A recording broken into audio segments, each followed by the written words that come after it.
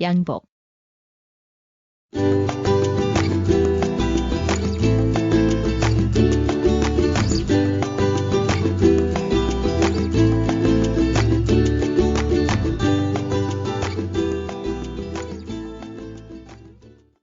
서양풍 남녀 의복의 총칭.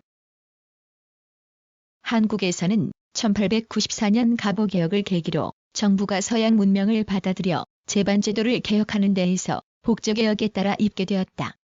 96년 4월 7일 칙령 제78호로 육군복장 규칙을 제정하여 구군복을 폐지하고 서양식 육군복장을 제정하였으며 1900년 4월 17일 칙령 제14호로 문관복장 규칙을 정하였고 제15호로 문관대례복제식을 정하여 서양식 관복으로 바꾸었다.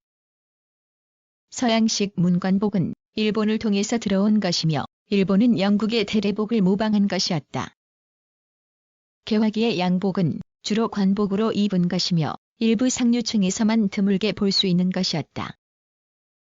따라서 이상의 칙령은 군복과 공복에 관한 규정이지 일반 남자나 부녀자들의 복장은 포함되어 있지 않았다.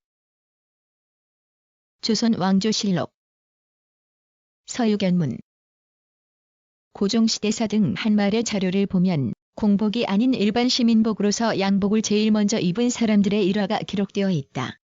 1881년을 전후하여 정부의 수신사 또는 신사유람의 자격으로 일본에 파견된 개혁파 정객 김옥균, 서광범, 유길준, 홍영식, 윤채호 등이 양복을 사입고 돌아와 무리를 일으켰는데 이들이 한국인으로서는 제일 먼저 양복을 입은 사람들이었다. 양복은 문명 개화의 선두에 선 사람들이 착용한 것이라 해서 한때는 개화복이라 불리기도 하였다. 이들이 입은 양복은 영어로 새코트라는 것으로 18세기의 유럽에서 스포츠복으로 등장하여 미국에서 크게 유행하였으며 1870년대부터 남성들의 평상복이 된 것인데 깃은 턱 밑으로 바싹 다가가 있고 앞서피 가슴에서 무릎까지 벌어졌으며 와이셔츠는 칼라가 둥근 크라이앵 셔츠이고 넥타이는 보타이처럼 생긴 크라바트였다. 그러나 이들이 양복을 사입은 후 한국에서 양복 착용이 법령으로 공인을 받기까지는 14년의 세월이 걸렸다. 그 후 일부 상류귀족과 외교관, 해외 유학을 한 고급 관리들은 프로코트나 새코트를 한복 대신 신사의 평상 복장으로서 착용하는 일이 많아졌다. 남자보다 조금 뒤져서 양장을 하는 여성도 나타나기 시작했는데 1899년 외국에서 유학하고 돌아온 윤채호의 부인이 양장을 입은 것이 효시이고 1900년에는 외국 유학을 마치고 한국 최초의 여의사가 된 박에스터가 양장 모습을 보여주었으며 진명여학교 여교사 에밀레 황이 양장을 하고 다녔다. 이들이 양장에 양산을 쓰고 거리에 나타나면 호기심 어린 대중이 구경 나와 앞뒤로 막아서서 좀처럼 길을 가지 못했다고 한다. 비슷한 연대의 고종왕비인 엄비도 양장의 모자와 양산을 갖추고 기념 촬영한 사진이 있다.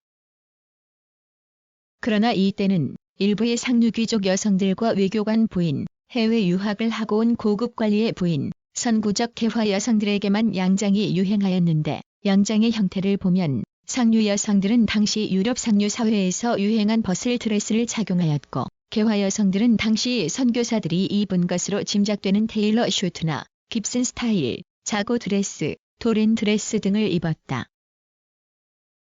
교복으로서 양복을 가장 먼저 채택한 학교는 남자 학교로는 대지중학교이고 여학교로는 숙명여학교였다. 갑신정변에 실패하고 미국으로 망명했던 서재필이 1896년 귀국하여 그해 4월에 독립신문을 발간했는데 동지 4월의 논설에서 의생활의 개선을 강조하였고 6월 16일자 잡보란에서는 배제학당 학도들이 머리 깎고 제복 입은 모습이 활발하고 믿음직스럽다고 찬양하였다. 숙명여학교는 당시의 간호복과 비슷한 형태인 영국의 메린스식 자줏빛 원피스에 안을 받친 분홍색 보닛을 갖추어 유럽식으로 교복을 제정하였다.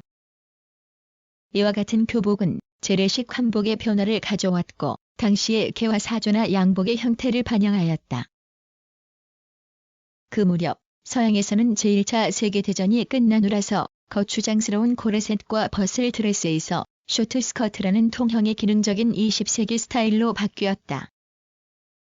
한국에서도 종전보다 다소 간편해진 스타일인 테일러 슈트나 재킷 슈트, 원피스 등이 나타나기 시작하였는데 1920년대는 여성의 지위 향상과 아울러 활발한 사회 진출로 말미암아 1910년대의 국권 비탈로 위축된 복식계도 다시 활발한 활동과 변화를 보이는데 당시 동덕녀 학교장 송금선은 신문이나 잡지를 통해 양복을 입자는 글을 발표하였으며 곳곳에서 재단 강습회가 열렸다.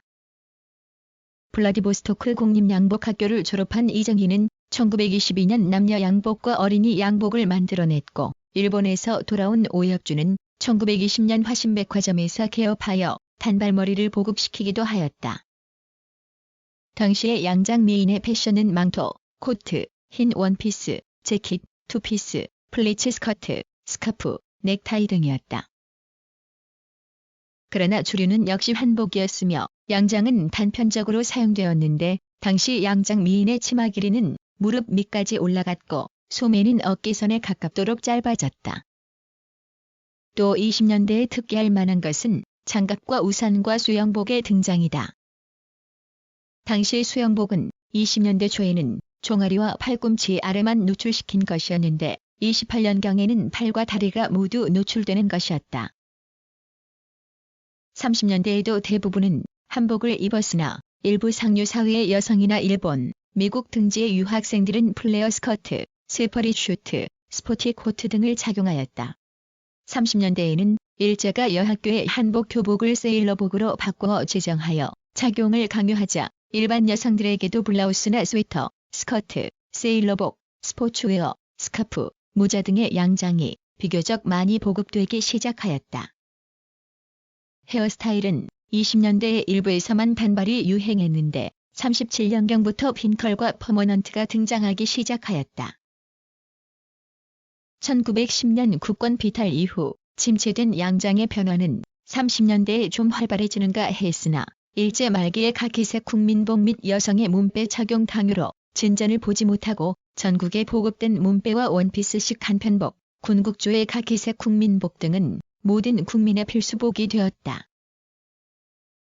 8.15 광복 후 한국의 복장은 많은 변화를 보였는데 한복은 노년층이나 일부 농촌 지역의 복장으로 후퇴하고 양복이 일상생활에 파고들어 현대 한국인의 복장으로서 확고한 자리를 굳혔다.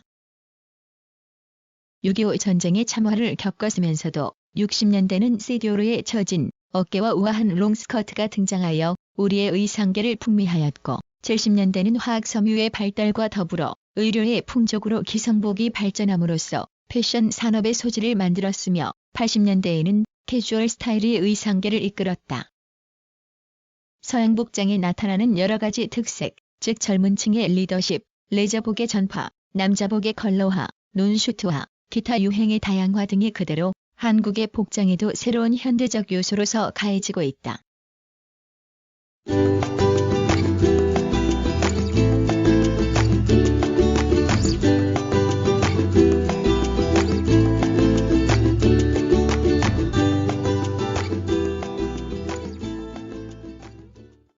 구성, 나그네의 구석구석 여행. 낭독, 글 읽어주는 고지혜. 들어주셔서 고맙습니다.